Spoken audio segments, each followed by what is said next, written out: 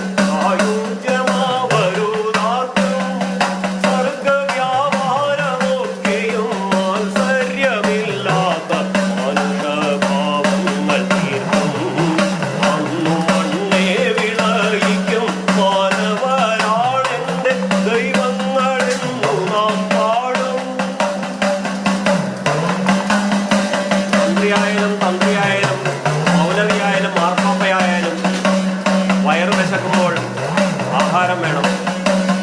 അത് വിളയിക്കുന്ന കർഷകന് വേണ്ടി മലയാളക്കരയിൽ ഇത്രയധികം സഹനം അനുഭവിച്ച മറ്റാരുണ്ട് VS-നെ പോലെ?